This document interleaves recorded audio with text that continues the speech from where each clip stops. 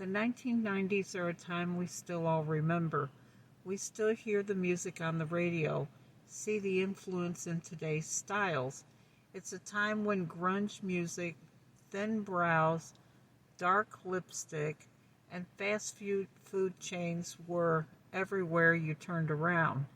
Even though fast food chains are still popular today, back in the 90s, many of the chains were a fast way to put dinner on the table for the working person coming home tired.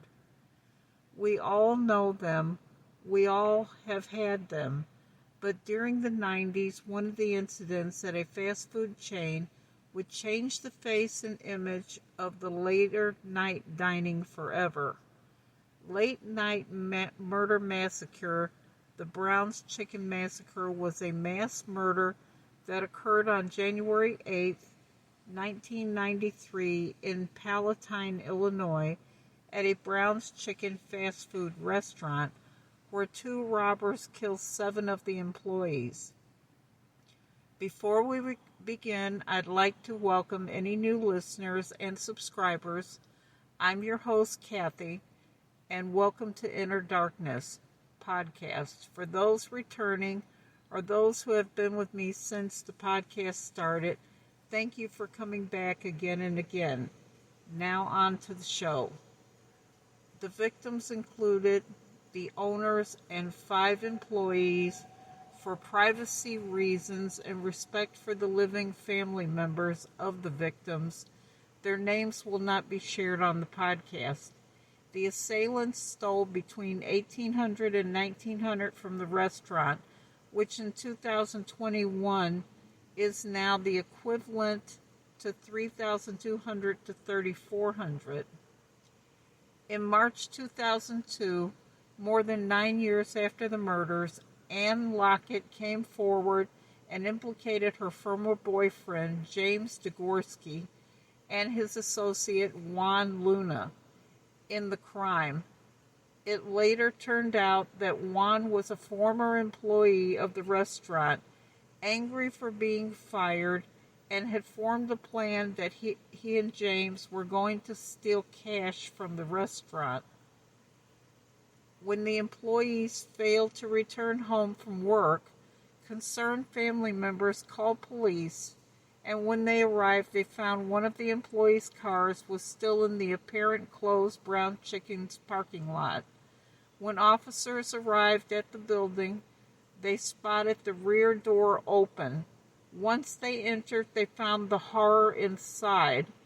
They found 7 bodies, some face down, some face up, in a cooler and in a walk-in refrigerator. It was later determined by the coroner that they had been there for more than 5 hours after the store had closed at 9 p.m.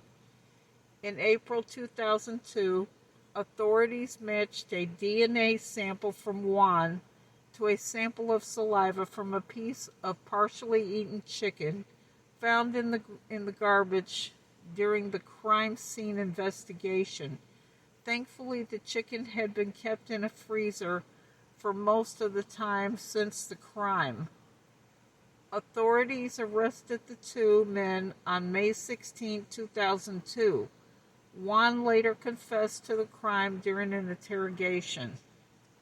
It wouldn't be until September 29th of 2009 James Degorski was found guilty of all 7 counts of murder, largely on the testimony of his former girlfriend Ann and another woman, who both stated that he had confessed to them on October 20th, 2009. He was sentenced to life in prison without the possibility of parole, but the two of the jurors had voted for the all but 2 of the jurors had voted for the death penalty. On May 10, 2007, Juan Luna was found guilty on all 7 counts of murder and was sentenced to life in prison without the possibility of parole.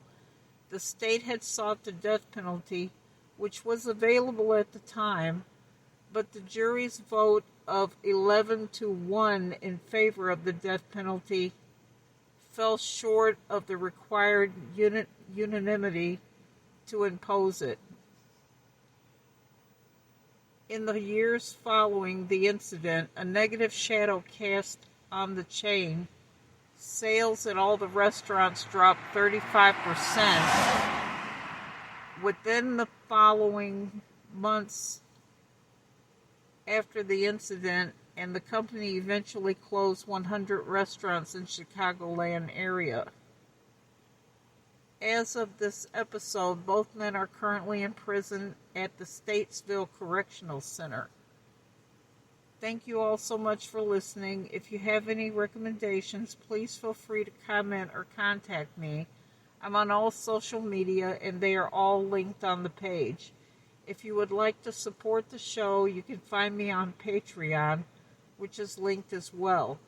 Please feel free to leave a like and rate and review if you enjoy the show. I'd love to hear from you guys as well as your thoughts on the case. Please be respectful to the parties involved, and until next time, take care.